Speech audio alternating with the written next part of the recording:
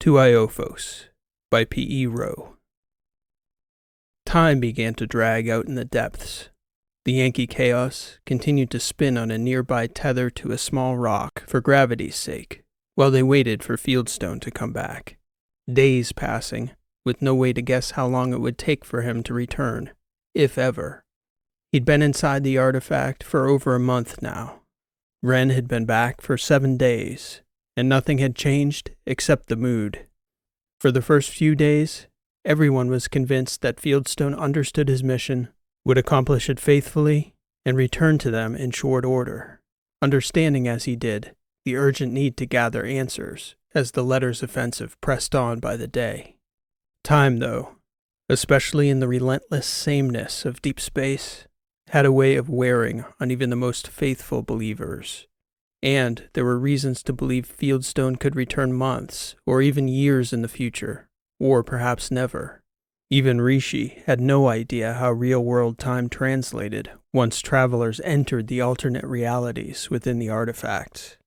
Drya had come back to their time within several hours of the group's departure, after living a few days on the dystopian world the threesome had been transported to. Wren returned days later, having experienced nearly a decade on that same world, all but completely transforming into a cyborg while she was there. She informed them all that she and Fieldstone had been on the cusp of becoming completely technological beings, functionally immortal on that other plane. So how long of a dilation could immortality be? Or how long would he stay, even if he desired to and found a way to end his life there? Those questions wore on everyone, spin after spin, counting the days elapsed since Wren had returned and told her tale. Transom seemed to be the only one unaffected. His faith in Fieldstone was nearly absolute. He was more concerned with the other problem, the obviously unspoken tension that was growing with each day between Drya, Fieldstone's ostensible partner on this plane of reality, and Wren, who'd let it slip that there had been a serious relationship between the two whilst ensconced in those two other bodies on that other world in that other time. And the longer it took for Fieldstone to come back out of the artifact, the weirder it seemed to be getting around the ship. He wasn't quite sure what motivated him more, boredom or genuine concern, but eventually he went down to the medbay to ask Wren about it directly. When he got there, he found the tables and counters retracted, along with the lights, revealing a larger open space than he ever imagined Wren's medbay to be. She was wearing a form-fitting outfit, and she was barefoot. She turned as he approached, sweat dripping down from her already soaked hair. He'd never seen her in such a state. "Doctor?" Transom stated with no particular intonation or emotion. "Promise you won't hurt me?" Wren said. Transom shot back a puzzled look toward the doctor. "I would never hurt you," he replied, pausing for a moment to consider. "Probably would never." "Good enough," Wren said, shooting toward him and landing a sharp kick to the outside of his upper thigh. Transom hardly knew what had happened before he was instinctually dodging a vicious spinning elbow that whisked past his ear. His hands went up and blocked another spinning back kick that was destined for his spleen. "Feeling frisky, are we, Doctor?" He'd stepped away and was squared up in a fighting stance. She grinned back at him, bouncing on the balls of her feet. Transom recognized the sequence. Not amateur hour at all. Not even an intermediate combination of strikes. It was advanced to Terran FODF, and precisely executed at that. "Fieldstone taught me how to fight," Wren said, eyeing him down. "Just trying to gauge how it's translating to my own body." "Not terribly," Transom said, smiling back at her. He inched forward, feinting to see her response. Then he left a leg out there to see what she would do with it. She didn't take the bait, hopping in briefly to leave another sharp imprint on his thigh. "Good." He stepped in to see how she would react, and he was crouched just enough that Wren thought she might be able to hit his overconfident chin with a quick jab.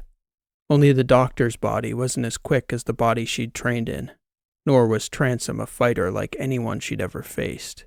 She didn't even know how it happened, nor did she have time to sprawl, but he'd taken her front leg and lifted her onto his shoulder. The first half of the body slam was so convincing, She was already screaming in anticipation of the floor before Sebastian took all the steam out of it, setting her down with a muted, anticlimactic thud. She looked up at him wide-eyed and burst out laughing. "Yeah, no," Transom remarked, grinning. "Best you learn your limitations, Ren, before you get yourself into too much trouble." "Some body work is in order as well," Ren said, reaching up as Sebastian offered his hand. "Happy to train with you. Anything you need. It'd be nice to know what Fields taught you." "Nothing tactical.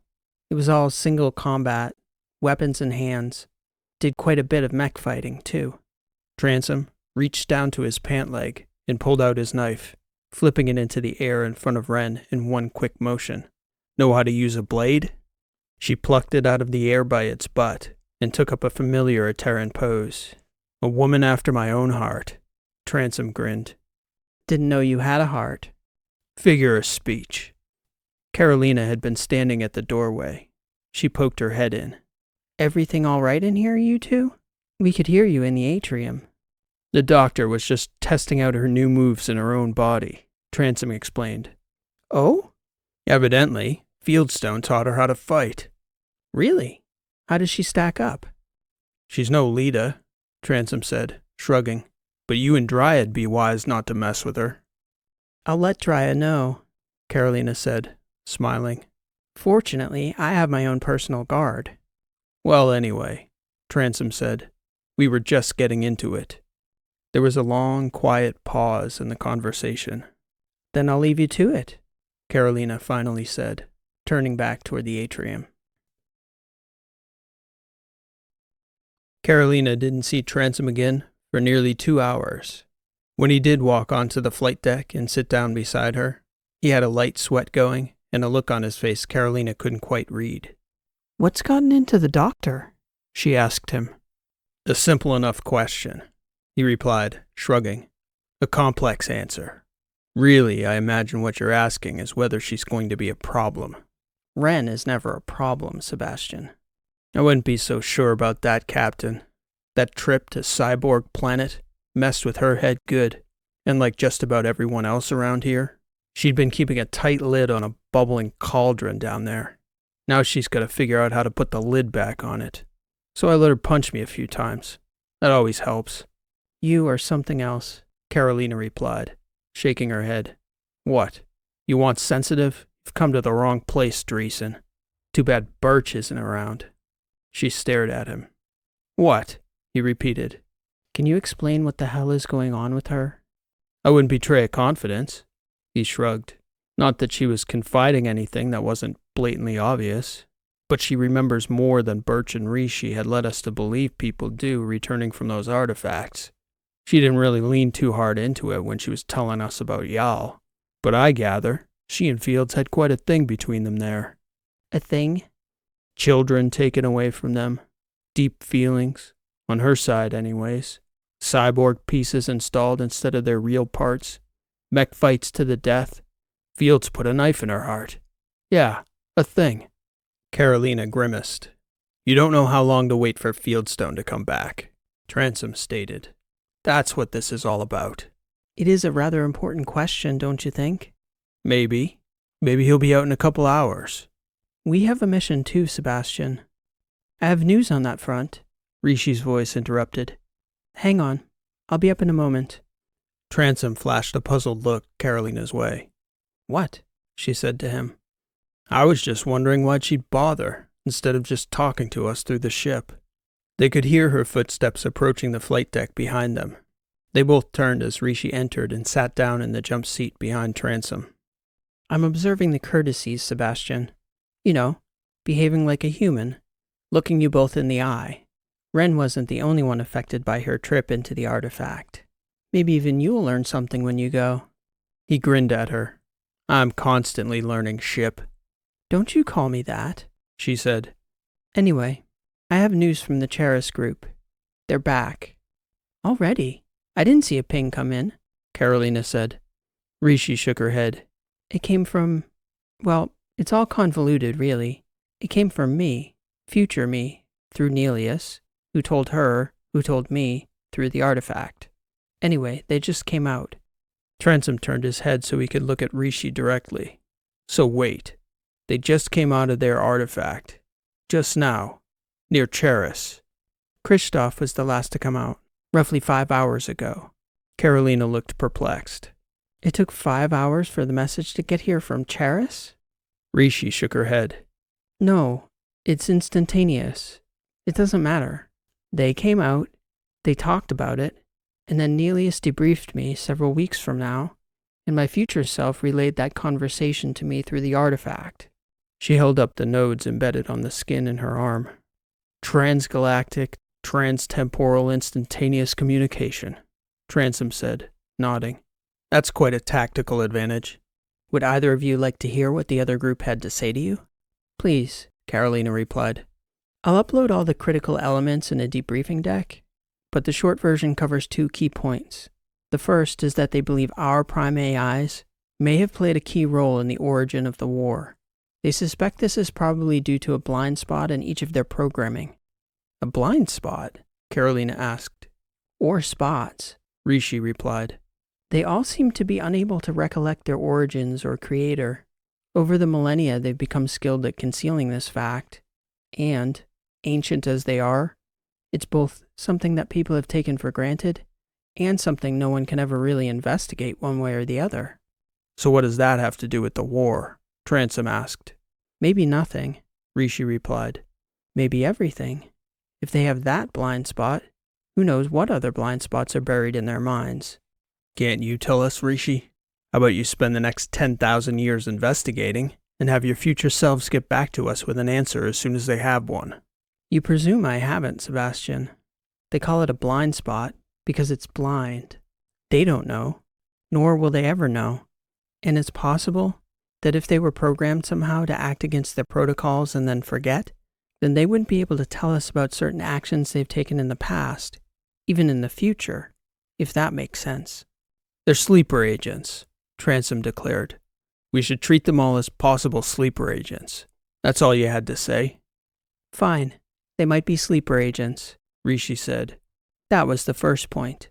The second is that they were drastically wrong about the history of that era, which led them to react in counterproductive ways, sidetracking their mission to a large extent. Nelius was clear on this point. As we investigate specific historical events, it's imperative to have as much possible historical data and context surrounding those events in order to understand the meaning of the things we witness. Kristoff, who was inside longest, emphasized the point that we should prioritize historical knowledge. He went so far as to suggest recruiting a historical expert to each target site, someone with a deep base of knowledge inherent in their background. That might be a problem, Carolina replied. Revealing the nature of the artifacts beyond our circle is a risk. Who knows what kind of havoc general knowledge of their existence might cause? Yeah, Transom added. Such a conundrum. If only we knew somebody with that exact career description who could be trusted to keep his mouth shut. Where the hell could we simple travelers find a historian? What do you think, Dreesen? You don't happen to know anyone like that, do you? Watch yourself, Transom. She's right, he said to Rishi. We wouldn't know anyone like that, whose name rhymes with Arst and Kyrie.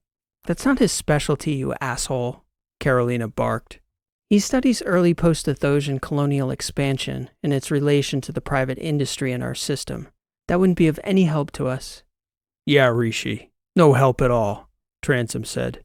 And also, it's not like we have the time to go pick anyone up right now, or to wait around out here for someone to bring us a historian we trust while we're busy not doing anything.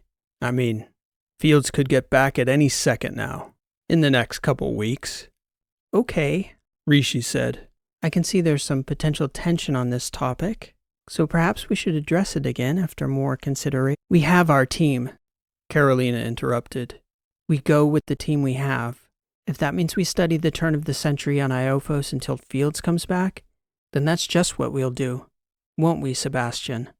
Oh, yes, ma'am. Captain, ma'am. I like history. It's all I read. That was something me and Arston Kyrie had in common. She glared over at him. Anything further, Rishi? Carolina asked. Nope.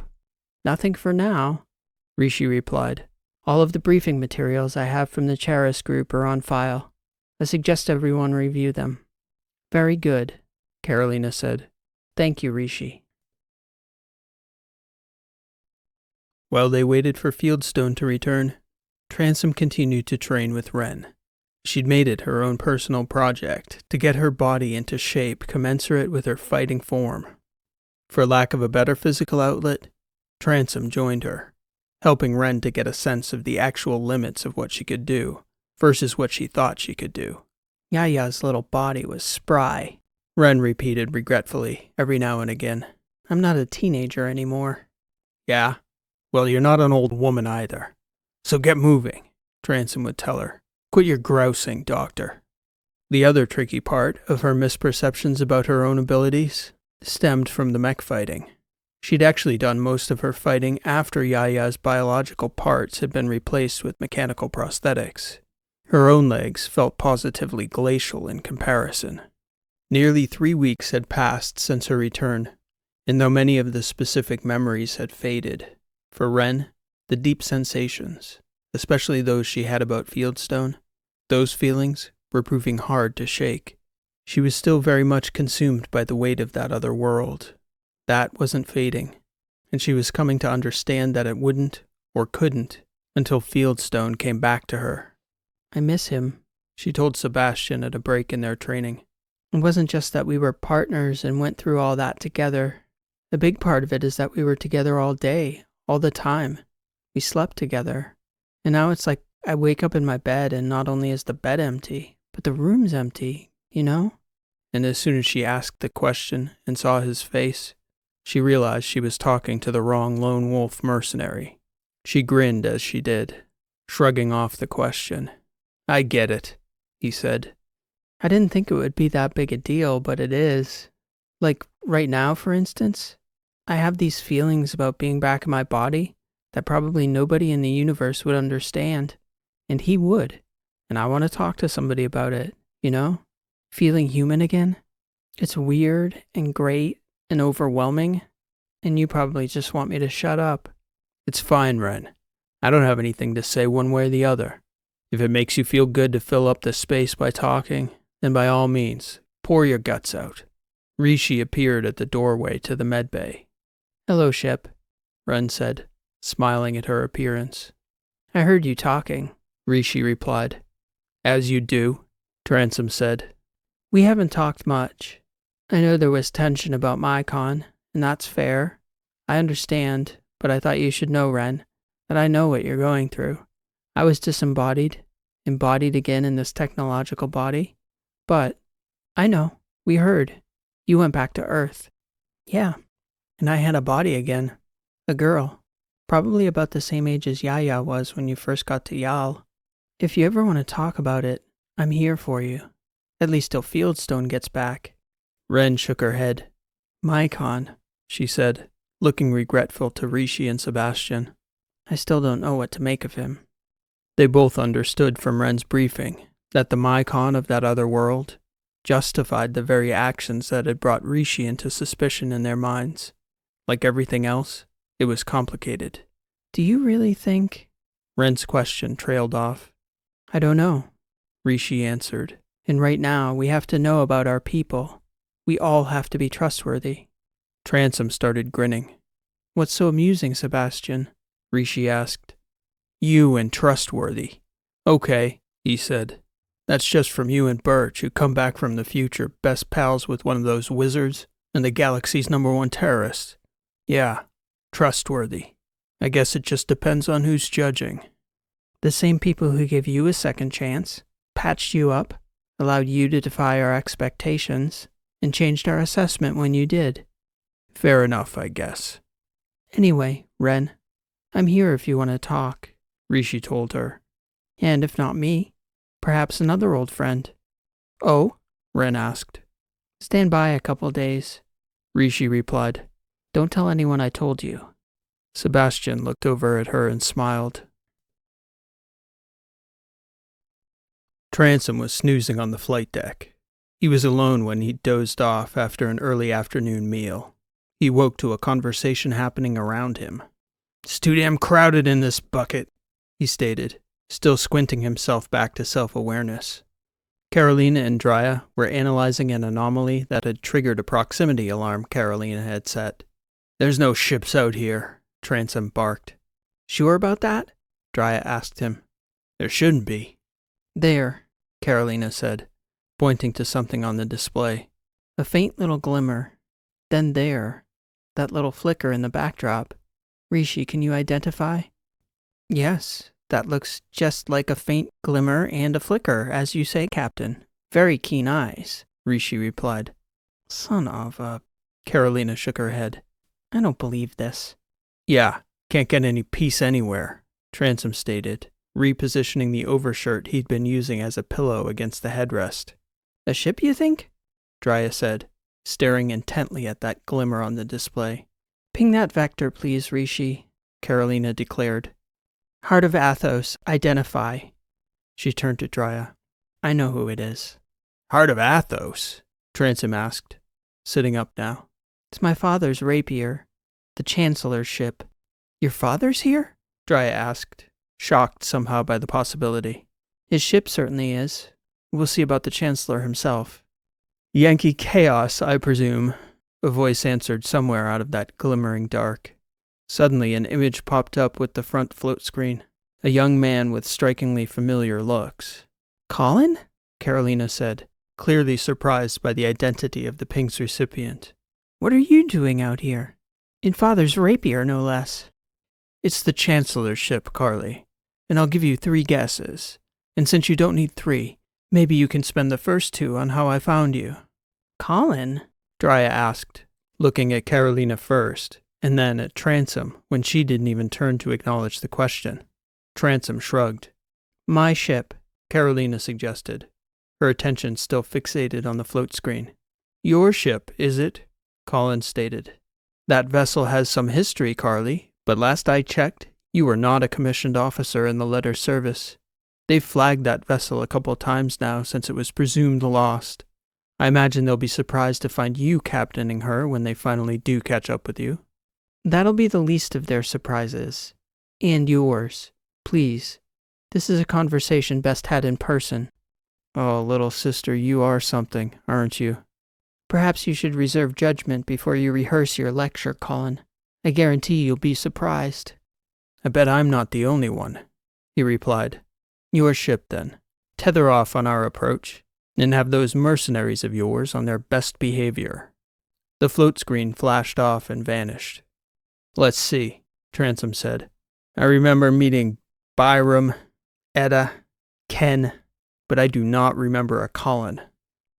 Carolina was still staring out the front of the ship, as though the screen was still up, her face deep in contemplation. She turned to Transom suddenly. "You didn't meet him at the wedding?" Drya looked perplexed. "I don't even remember hearing about a Colin," he replied. Carolina shook her head. "Goss. Everyone calls him Goss. Altagos is his middle name. But there are like 50 Collins in our extended family. I'm the only one who calls Goss Colin." "Aren't there 5 of you?" Transom asked. Now Carolina looked perplexed. She nodded and turned, staring out the front again. "Wonder what the hell he wants." "Colin, Byram, Etta, Ken. And who's the 5th?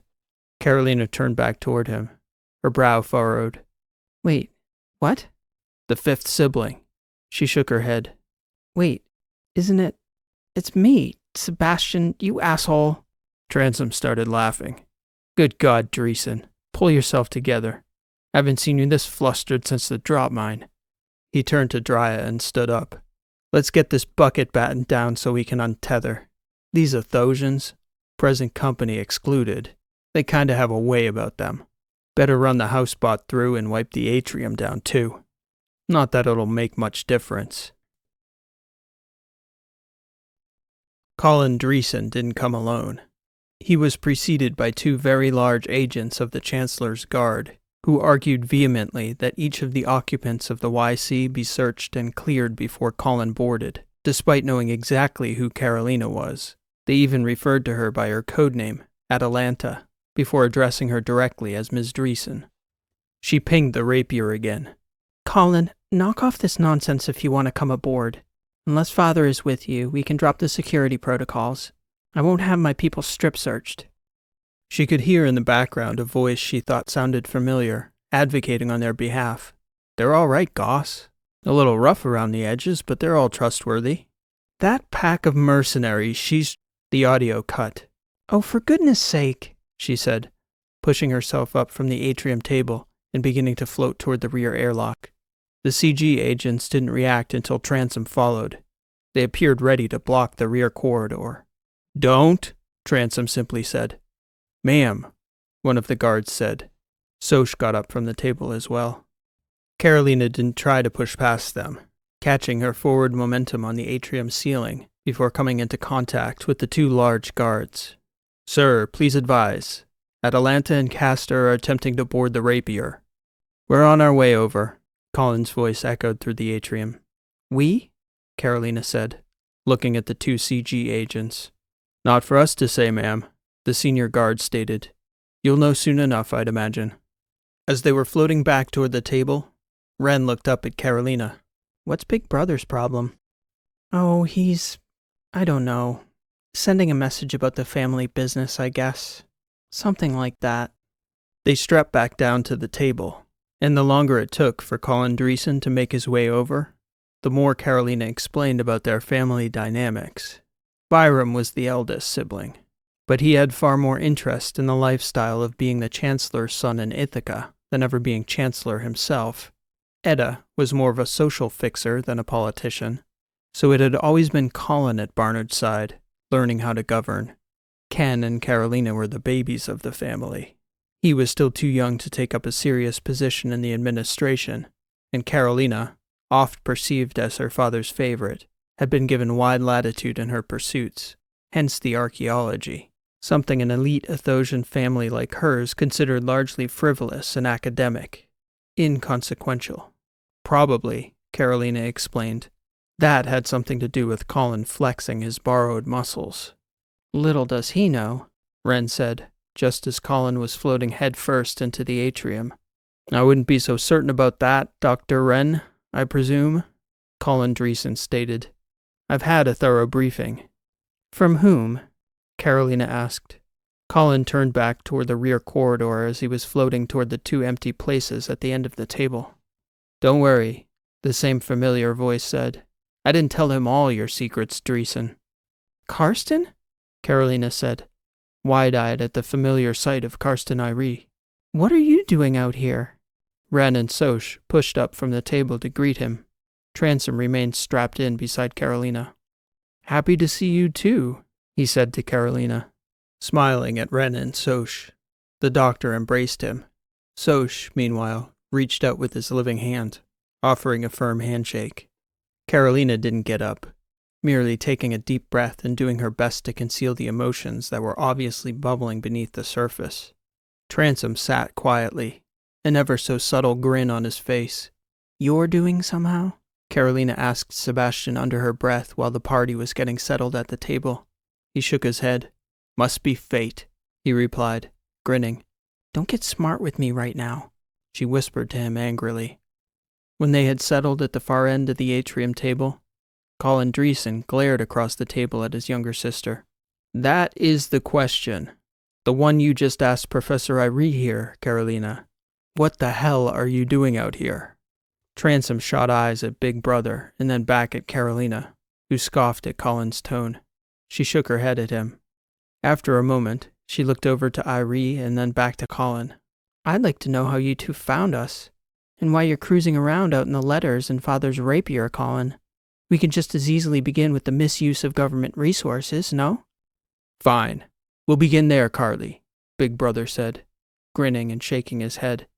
You broke your compact with Father, went completely silent on your activities after you left Ithaca on your last return, so he was concerned when he received very reliable intelligence that this very ship, which you seem to be unlawfully captaining, by the way. Anyhow, the LSS obtained a report that it was destroyed during the Letters Offensive on a planet called Theta Nakorla, I believe it was, along with everyone in your party, including a former Terran spy chief and the Trasp captain leading the raid on that outpost. He's since disappeared, presumed dead, and apparently, in a very curious coincidence, that captain just happens to be the brother of a former crew member of this ship. You know, back when it was an actual commissioned letters vessel, before you stole it. How am I doing so far? Clearly, Athosian intelligence can be wrong, Colin, for here we sit. I feel like I'm alive. Carolina looked around the table performatively. Do I look alive? Are you alive? She asked Ren, who nodded back at her. And look, this ship, which I am lawfully captaining, thank you very much. Well, it doesn't look that destroyed to me, unless my eyes deceive me. Oh, thank you for that clarification, sister. Now, please do help clarify this next bit of intelligence, because clearly, as you say, Athosian intelligence is far from perfect. The LSS was doubly shocked to get this report, that a ship they were confident had been destroyed twice was caught on visual in deep space rendezvousing with 2 other suspect vessels near a mobile city called Annuncium. All 3 ships were flying off transponder. And, get this is the best part. The 2 ships clocked at Annuncium had been used in the abduction of 3 very influential community members, including a judge, all of whom are missing and presumed murdered by the authorities on Annuncium and Pieron. See, they asked the LSS for help in tracking these ships and bringing the perpetrators to justice, as they had limited resources to seek justice on their own. Should I ask you bluntly, are you and your friends abducting and murdering judges, Carolina? I'll answer bluntly, Transom stated. We definitely abducted those bastards, and I did want to murder the hell out of them. That is a fact.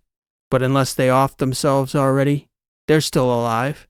Probably wish they weren't, but they're most likely still drawing breath. Carolina shook her head and rolled her eyes at Transom, but he kept talking.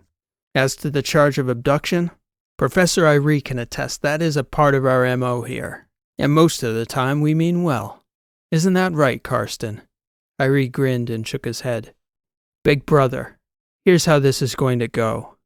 I have no desire to be adversarial or disrespectful of the captain's family. I'm actually getting pretty good at keeping a lid on that.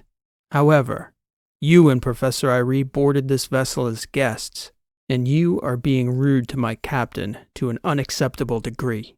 So if you would like to continue this conversation, your tone better change real fast. To disrespect our captain on our vessel is disrespectful both to her and to us, and we do not appreciate it. Do we, Metalface? No, we do not, Soch said, shaking his head at Colin Dreesen. That's a fact, Ren said. Let's try this again, shall we? Transom asked. A long silence ensued, brother glaring at sister, followed by a long string of exchanged looks, measuring, uncertain gestures, body language. It was a funny thing, Irie said. I started looking for your ship a few weeks back, and I got the word about, what was it, Theta Nicorla? So I headed out that way to see if it was true, if I could find some evidence about what happened to the ship, and I wasn't there more than a day before Goss showed up. And when we didn't find any debris, we bounced all over the letters looking for any sign of you until... Karsten, Carolina interrupted. What does this have to do with anything? Well, you asked how we'd found you. I was just getting to that part. Transom grinned. Hi, Professor. Welcome back. Yes. Good to see you as well, Sebastian. Should I continue? By all means, Transom said. See how easy that is, big brother? We're all friends here. Right, Karsten? Karsten nodded, a bit surprised by Transom's manner. Well, yes. Anyway, we were contacted by an unlikely pair back in the Kappas who claimed they knew your whereabouts. They didn't explain how, but I figured it was worth a flight out here, because the gentleman who told us your whereabouts claimed to be Christoph Mikel, and I remembered that name, I think, because the doctor and Soch were talking about him at some point back on Lime Harbor. He said he had a message for you if we caught up with you. It was a curious message. Christoph? Carolina asked. How long ago was this? A few days. This man? Ren asked, pulling up a float screen with Christoph's picture on it. Yes, that's him, Karsten replied, nodding. Obviously he's who he claimed to be. I'm not sure how he knew where you were, but here we all are. Karsten? Carolina said. Yes? The message. Oh, yeah. He told us to tell you that he'd meet you at the next artifact. Funny little message, that. I did a little thinking. And Goss here mentioned that you had made a trip out to the Kappa artifact a couple years back on this very vessel. And well, you know me. I just couldn't stop reading. There's quite an archive on the Chancellor's vessel, Carolina. Really got my imagination going in all sorts of directions. Karsten, Carolina said. He smiled. It's good to see you again, Dreesen. Anyway, that's our story. Perhaps your cutthroat is right, Captain, Colin said after a pause. No offense intended. He looked over at Transom, who shrugged. It's as accurate a description as any. Colin continued. I allowed my frustration to get the better of me. Family dynamics, best left unspoken here. What I will say is that we are happy to find you well, Carolina. Our parents were worried sick after that report. And frankly, were worried before that. There had been an expectation that you would keep Father in the loop. Carolina shook her head. Colin, I'm sure you don't understand, but I'm not at liberty to call home. I don't know what you think you know, but I can say we're operating in a clandestine environment. The artifacts, Karsten said. Carly, does this have anything to do with the— Carolina interrupted. I'll stop you right there, Irie. No, don't stop, Colin insisted. I'm not going back to Athos without answers about what exactly is going on out here. A sudden existential howl came through the ship's audio system. It sounded like a man dying. Never! The same voice shouted. I'll never stop! I will— Fieldstone! Dryas shouted. She and the doctor both unstrapped and began to push away from the table. Decouple! Wren shouted at Carolina. We're going out there now. Dryas was already trying to push past the two CG agents floating at the doorway to the back corridor. They were looking to Colin for direction. He looked back at Carolina, wondering what the hell was going on. She looked exasperated, shaking her head in disbelief. Fields always did have impeccable timing, Transom said, grinning. As I said, Karsten declared, looking at Carolina, there were the most remarkable reports in those archives. Within a few minutes of hearing Fieldstone's voice, both Wren and Dryas were racing to suit up, and seeing all the ways for the situation to spiral downhill into total chaos, Carolina brought the meeting to a close, promising to continue the conversation when the situation had settled down. She didn't explain what that situation was, which angered both Colin and Irie, and it angered them even further when she ordered them both off her ship, immediately decoupling from the heart of Athos to clear the rear airlock. It came as a surprise to both of them, observing the curious situation as they were, that Carolina's man, the Ateran Sebastian, was the only one who departed the ship, entering the opening to the artifact, which had the appearance of a plain, dark cave in the surface of a random nondescript asteroid. One man entered, and nearly 30 minutes later, 2 men left. Athosian intelligence had files on a number of characters believed to be in Carolina's orbit. Colin had heard the name Fieldstone in reference to yet another Ateran special operator thought to be one of the younger Dreesen's collaborators. Karsten stated that he'd never had contact with any Fieldstone. In truth, Colin was growing increasingly frustrated with Irie as well, as he was getting the sense that Karsten was holding back far more than he was sharing, and most of the information he'd shared amounted to little more than confirmation of details the agency had already established. Crew members and locations Carolina herself had already revealed. It seemed to Colin that Irie was more interested in keeping Carolina's confidence than helping her own family keep her out of trouble. For Karsten's part, he was getting tired of hearing how dangerous the course she'd chosen was, how in over her head she was. He'd known Carolina long enough to know that she could be confounding, elusive, incorrigible, and frustrating beyond words, but he'd yet to meet the situation she wasn't capable of rising to. He suspected this situation wasn't it either. Meanwhile, they'd heard nothing from the Yankee chaos for hours. Irie couldn't stop talking about the artifacts. The Kappa artifact was one of those stories that most of his fellow historians knocked as an absurdity, a wild fabrication. Nobody denied its existence. It was the rumors that circulated around it that were disputed, and the fact that all the major governments of the Battery had conspired to keep its location secret only helped to fuel the wild rumors. What Karsten had just read in the archives eclipsed every rumor he'd ever heard about the artifact. Genuine accounts from the Iophos and Athosian historical archives, 2 separate cases, one involving a woman who gave an uncanny account of being transported back to 20th century Earth. And here they were, floating outside a similar artifact, where one of Carolina's crew of mercenaries had seemingly just materialized out of thin air, and unexpectedly at that, judging from the reaction of the doctor and the other young lady Athosian intelligence apparently knew nothing about, not even her name. Wouldn't that just be like Carly? Karsten thought.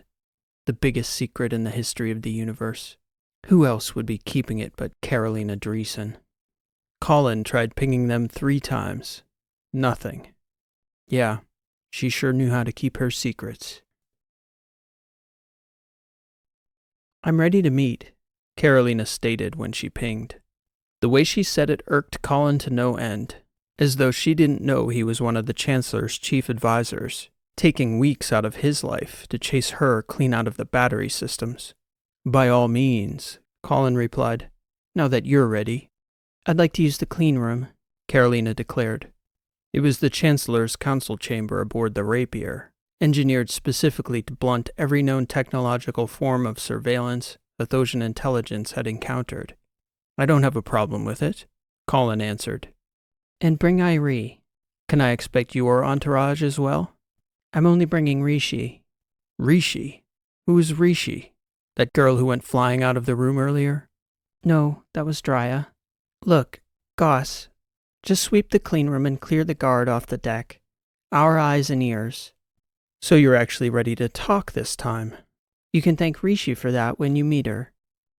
15 minutes later, 4 of the Yankee Chaos crew came floating across the small gap between the ships, kitted out in belts and nanosheets, carrying no gear.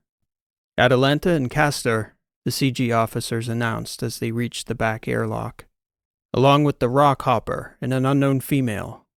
"Soch and Rishi, I guess, is the other one," Irie told Colin, shrugging. "She doesn't go anywhere without transom. Not even your father's ship, apparently." Carolina waved off the guard, insisting that neither she nor her people were to be searched. And for the sake of starting off on the right foot, Goss told the guard to stand down, allowing them into the wide corridor where he and Karsten were waiting to greet them. "I'm not sure how well your man's artificial half will function in the clean room," Colin stated, tipping his head toward Soch. "It'll just be the 4 of us," Carolina replied, gesturing to the young woman floating beside her. To Irie's eyes, she looked to be about Carolina's age, perhaps a few years older. He was trying to recall the name Rishi, which sounded familiar to him. He wasn't sure, but he thought one of the others might have mentioned her name while he was with them on Lime Harbor. "Irie," Transom said, looking over at him. "What the hell happened to you?" "I'm sorry, I don't know what you mean," Karsten replied. "Something's different about him. Wouldn't you say, metal face?" Soch nodded. "Looks like maybe his balls finally dropped." They both laughed, which set off a chuckle from the 2 CG officers who were floating near the airlock entrance with their arms crossed. Karsten shot a look at them, and they both choked down their laughter. "See?" Transom said. "Yup. Something happened to you, Professor.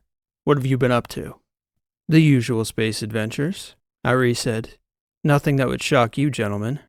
"Which gentleman are you referring to?" Soch joked.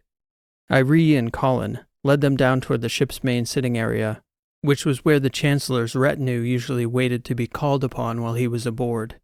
Goss invited Transom and Soch to wait there with the guards while the principals were talking in the clean room. "I brought the sticks," Soch said to the guards. "You boys got any Athosian snacks while we're waiting? It's going to be a while." Carolina smiled. She couldn't remember Soch happier than coming back from that trip to the lakes when they were on Athos. Plus, if she was reading the situation correctly, she figured he was fixing to take at least a couple hundred LCR from those 2 guards in the hours she and Rishi would be briefing Irie and Colin about the artifacts. Colin and Irie were first into the clean room. which was essentially a luxurious soundproof box that ran several types of disruptive EM fields. Carolina waited at the doorway. Neither she nor Rishi were sure if the tech would disrupt Rishi's body or the processors in her head. They figured they'd find out. At first, when she entered, everything seemed fine. Goss oriented the sitting area for 4, with room for a float screen and a table to pop up if they needed either. A gesture, no hierarchical hints in the furniture, just to sit down on equal terms, even though he believed it to be anything but. As they were each pulling themselves down to their places, Carolina noticed Rishi's eye twitch, for which she compensated by simply closing both. Irie and Colin didn't catch it. "You're running an R-Shine?"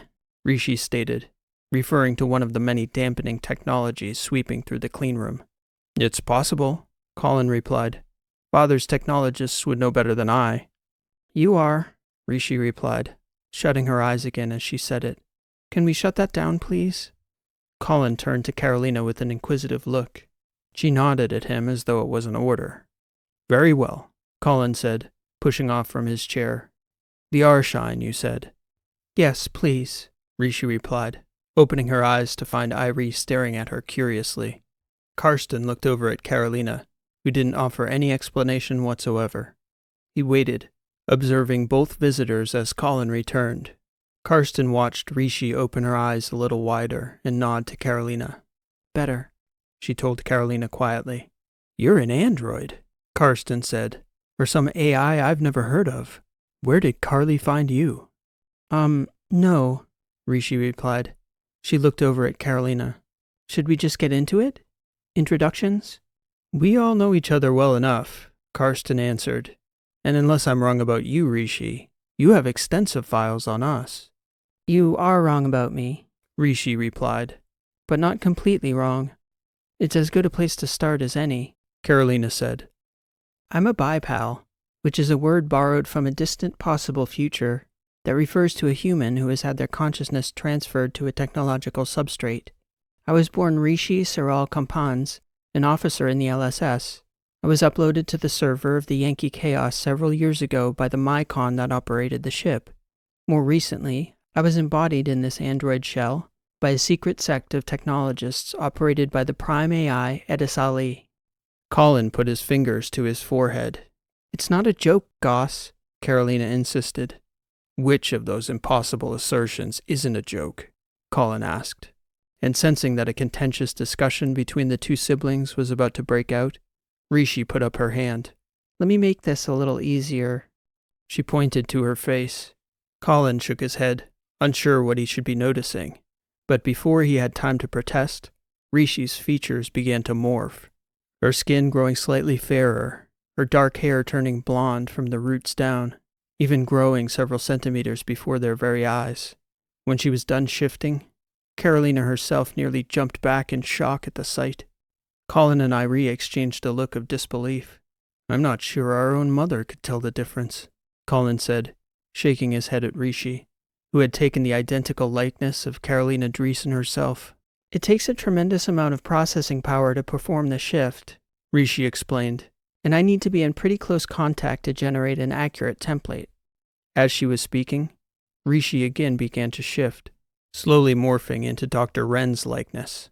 "But once I have the template, I can impersonate just about anyone.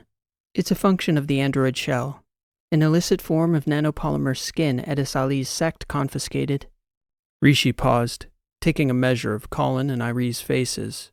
They both still seemed too shocked for her to gauge how much they believed of her initial claims. "Voices are easier," she announced, projecting the statement in Sosha's voice, before slowly morphing back into her own body. "Now, I'm going to just start by telling both of you this gets confusing, so maybe we should begin at a point of shared interest. Karsten, I understand you're very curious about the artifacts." "That would be an understatement," Irie replied. "Tell me it's true. Dreesen, have you been inside one? Have you traveled back in time?"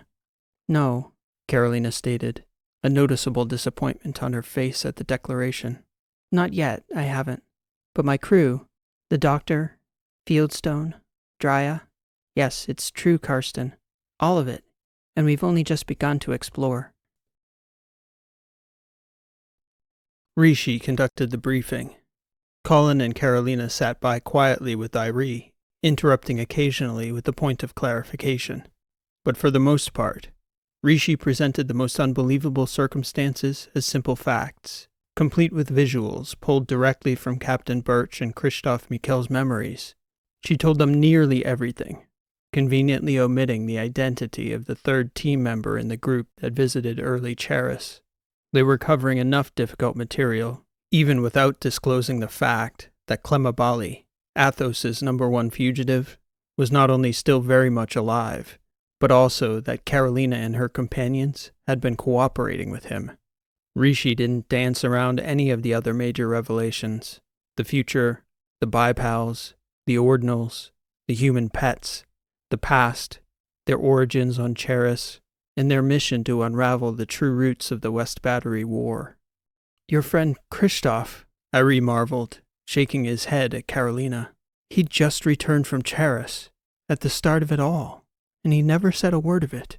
Just as you will never utter a word of it to anyone, Karsten Irie, Carolina stated. No, of course not. But how the hell did he get clean across the battery from Charis in 3 weeks? Lelius has a very fast ship, Rishi said. All that is interesting enough, Colin replied. But I'm more concerned with this business with the war. I was briefed as soon as the intelligence service caught word that you'd been shot out at Alpha Origi, Carolina. And then you came home, seemingly no worse for wear, and disappeared with hardly more than a few words to me. What did Father tell you? About that, or about this now? How much do you know, Colin? He shook his head. After that story, I'm not sure I know anything. I don't understand the connection to Iophos.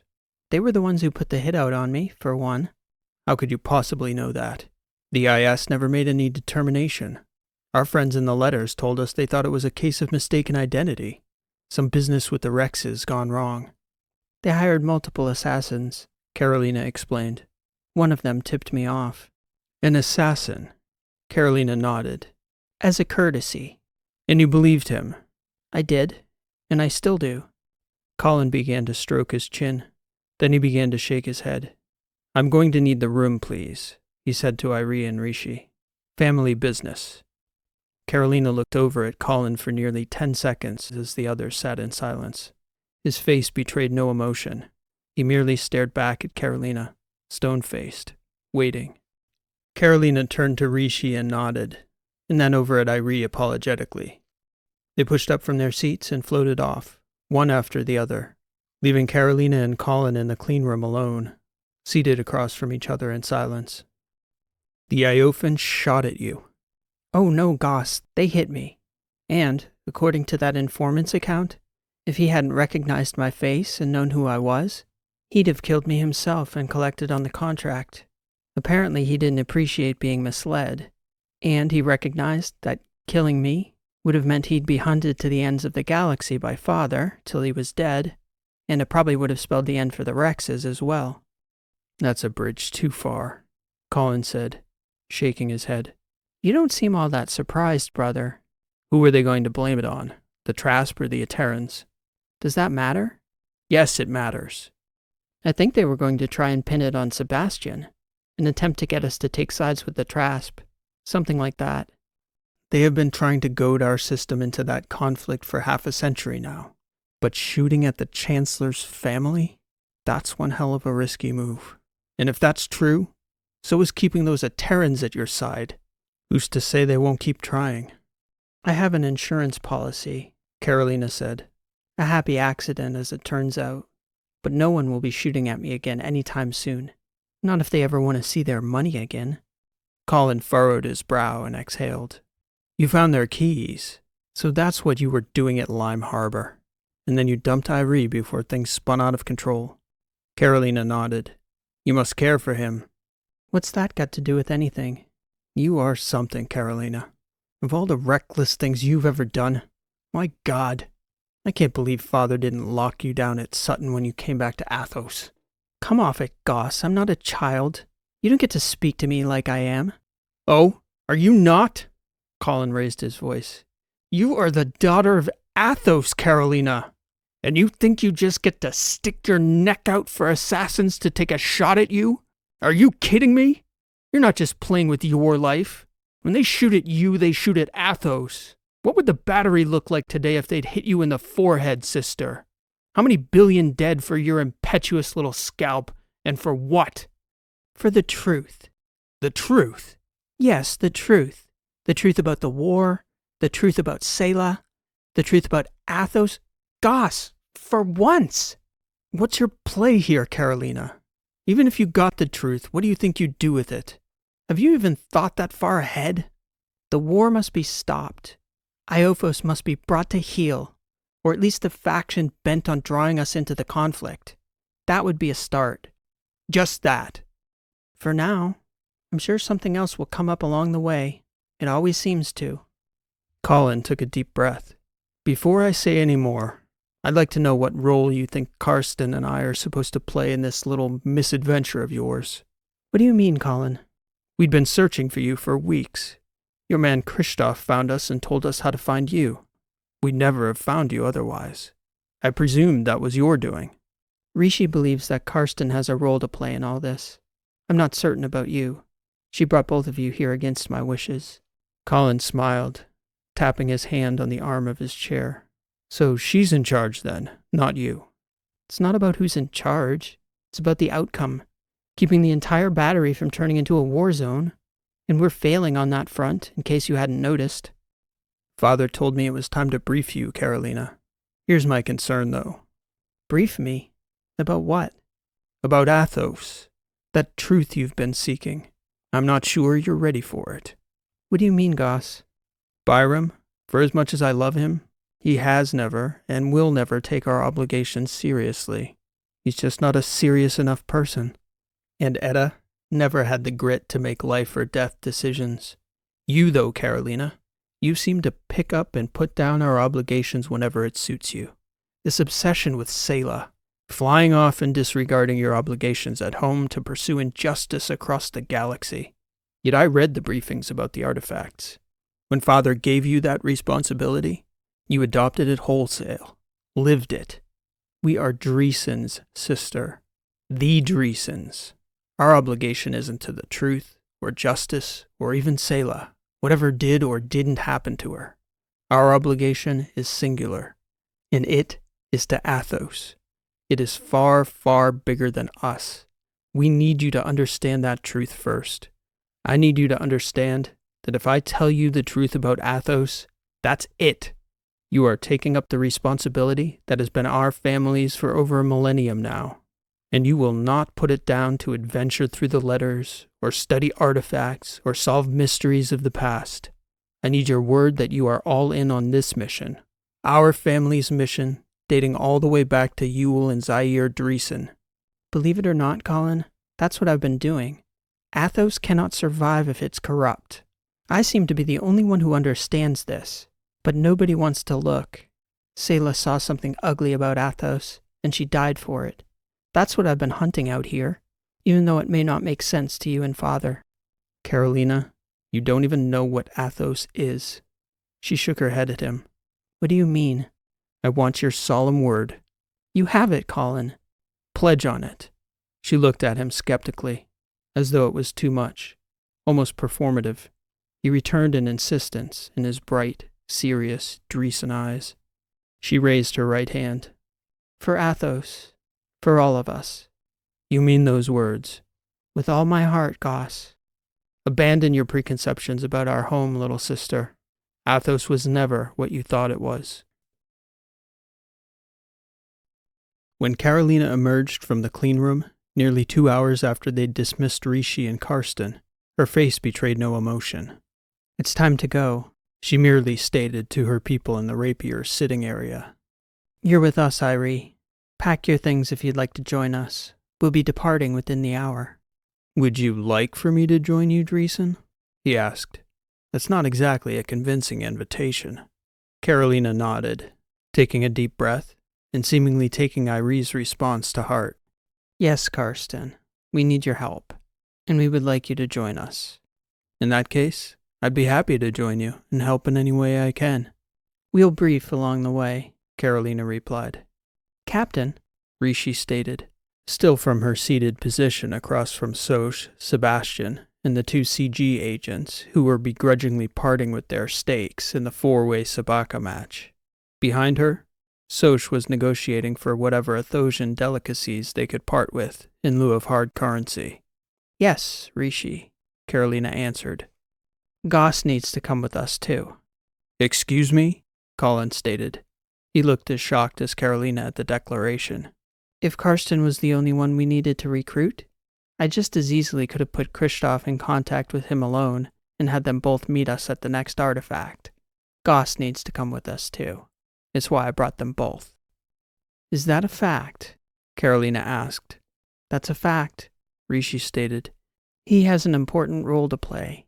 I also have an important role to play in the Athosian government, as it turns out, Colin replied.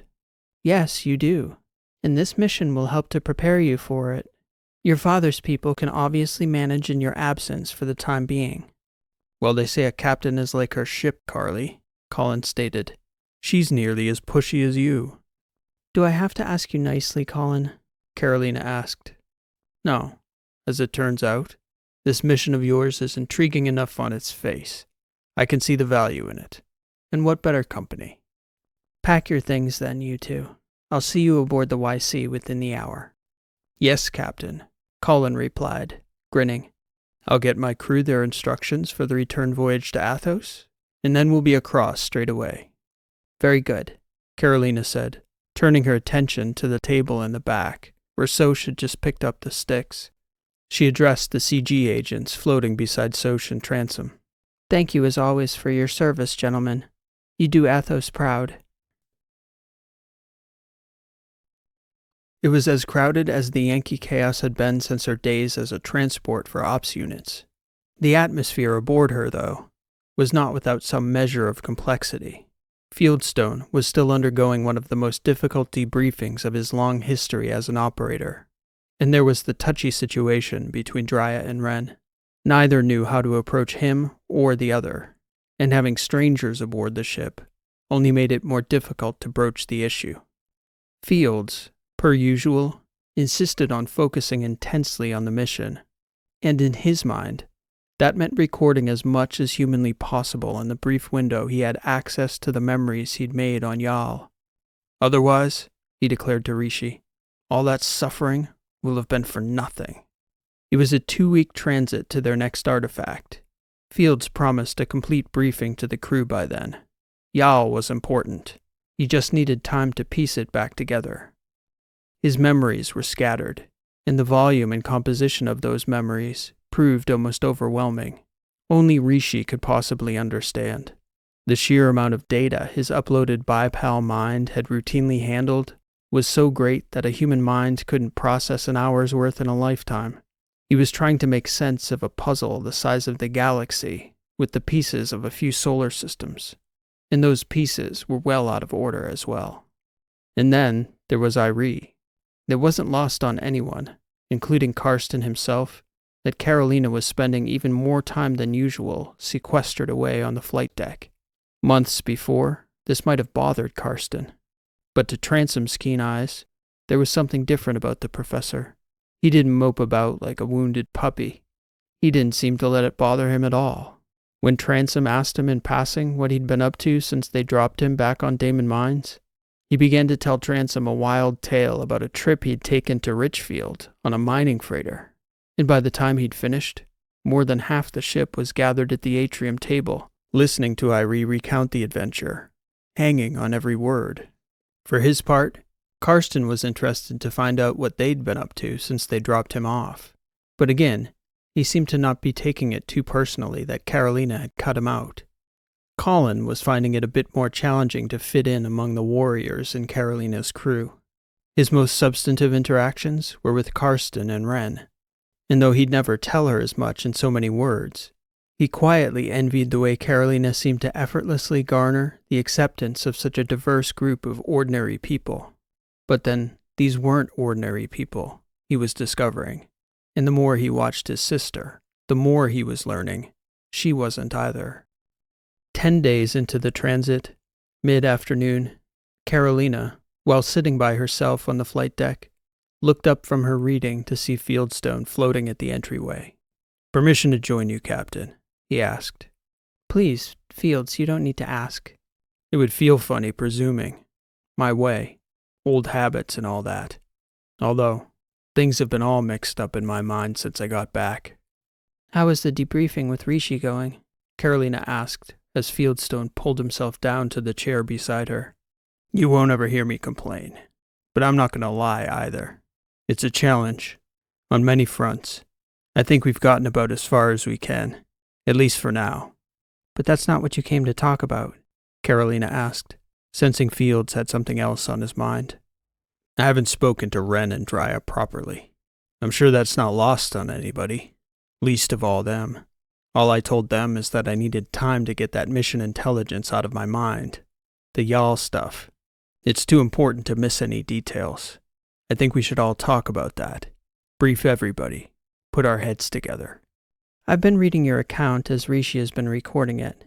That, and Wren and Drya's debriefings. It's hard to fathom." Fields nodded. There was a long, uncomfortable silence. She could sense Fieldstone didn't know how to say what he needed to say. "You're worried about Drya and Wren." He nodded. "I guess I wanted to tell you as a courtesy. You know. I never intended to cause any disruption in the crew. I couldn't have fathomed what happened in a million years. Now I think it's inevitable that it's going to be a mess, and we're cooped up in this bucket. No getting away from it." "Fieldstone, it almost feels like you're trying to apologize. For what? This isn't an ops unit. You're a free man here. You and Drya and Wren are allowed to explore whatever relationships you want, without ever having to apologize to me." "I just thought, if it's awkward around here on my account, you know, that's why they don't allow that stuff on ops teams." "Allegedly," Carolina said, smiling at him. "Yeah, allegedly." "Care to tell me whose heart you're going to break?" "I don't know about all that. I don't know. You're a kid compared to me, so maybe I can speak easy with you about it. But honestly, sometimes it's a marvel any woman of any age would look twice at a busted up, broken down soldier like me." "You're a catch, old man," Carolina replied, grinning. "It was all mixed up in my head, Captain. And part of me figured that if I waited, maybe it would all just settle down in my mind, and I'd forget the things I wanted to forget. And maybe I was terrified I'd forget the things I wanted to remember." "Of y'all? With Wren?" "It doesn't seem she's forgotten," Fields said. "I haven't either." "You should talk with her about it." "I intend to, but I owe it to Drya to let her know first. I don't know how she'll take it, but whatever we had before, I guess the best way to put it is that the weight of that other world, that's heavier than anything I could have imagined. So I owe it to Drya to let her down as easy as possible." "I'm sure you will." He shrugged. "She's a good girl. I've hurt a lot of people in my life, Captain, but I sure never wanted to hurt her." "Doors open and close, Fields. A whole lot of them aren't by our doing." "That's certain. Anyway, Captain, just thought you should know." "You're a good man, Fieldstone. Please tell Drya to come talk to me after you let her know." "Thanks, Carolina. I like your brother, by the way. Stuffy enough, but he's good like you. I never would have guessed that about two Athosians before I met you both." The artifact that Rishi calculated would transport Carolina's team to Iophos had been designated E7. It was far out beyond the letters, and with the exception of Carolina and the Yankee Chaos's original crew members, it was farther outside the battery than everyone on the ship had ever traveled. They were briefing each day, helping to prepare the team for the mission to Iophos. Wren and Fieldstone did their best to answer questions about their experiences traveling inside the artifacts, while Karsten, primarily, prepared the group for the cultural and political environment on pre-war Iophos. It wasn't drastically different from present-day Iophos, except there were groups, political extremist factions that had largely dissipated over the decades, a seemingly cyclical phenomenon on Iophos that the Athosian government had never permitted on their ring. Needless to say, Karsten was excited to witness these movements he'd only read about in person. Rishi had a plan for Drya. who dealt with the breakup about as well as one could under the circumstances, cooped up in a small ship with her former lover, and the very woman who'd taken her place in his heart. For their part, Wren and Fieldstone were very careful to avoid any outward signs of affection. Nor did Dryas seem bitter or angry toward Wren. She seemed to see it as Carolina had described. A door that had closed on her had opened for Wren. That was the best she could do. As they approached the artifact, Carolina recognized the ship on the front display. It was the Cannon, Verona's yacht. "Are you alone?" she asked when she pinged Kristoff. "Not anymore," he stated, smiling at the sight of Carolina. "I've done my best to dig out the aperture, but it's just been me, and I don't really have any tools." Carolina smiled. "We'll send out Harold and wake up old George to do the rest of the work. We've got some people aboard who'd love to see you." It was a happy reunion. Kristoff related stories of their mission, stories from the earliest months of Charis, which Karsten was particularly captivated by. "You'll have your own experience, I assure you," Kristoff replied. "I don't know that words do it justice."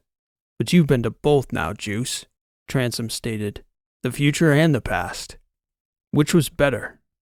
Kristoff shook his head, considering. "I have to say, I prefer the present. Most days. It will change you. I don't know that there's any way to prepare you for it, or to guess how, but it will change you." "That's certain," Fields agreed. For a moment, there was a long, uncomfortable pause in the atrium.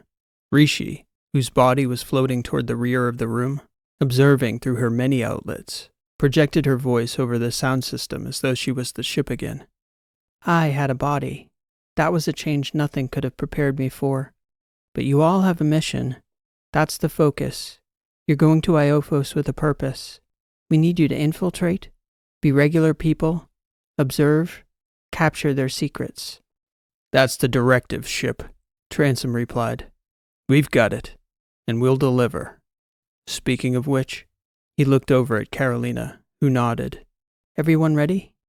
The party members all looked around at each other in agreement. Irie, Soch, Colin Dreesen, Carolina herself, and Transom.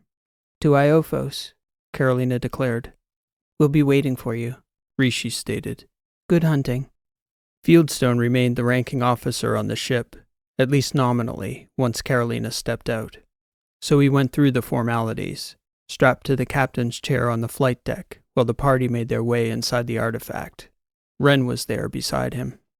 Drya and Kristoff watched from the table in the atrium, images from Carolina's eyewear projecting onto the float screen overhead. Rishi, of course, saw it all, from every angle. Her body sat strapped in beside Drya and Kristoff as they listened to the comms chatter amongst the departing five. Then, poof, they were gone. "Of all the missions," Rishi said, "this is the mission." "Then Godspeed," Kristoff said, "to them and to all of us." To Iophos.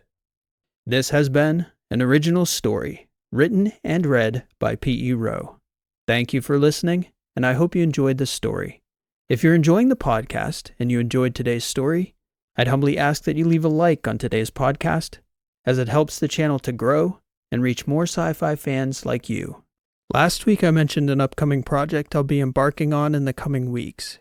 I'd been planning on teasing that project a bit here this week, but time got a little tight with this latest Misfits episode. So instead I'm just going to reiterate that the next upload won't be coming next week. I'm not sure when the next project will be finished exactly, but I expect it won't be more than 3 weeks. We'll see though, as nothing is ever certain on a project of this scale. I also referenced a co-author who I was hoping to reveal this week.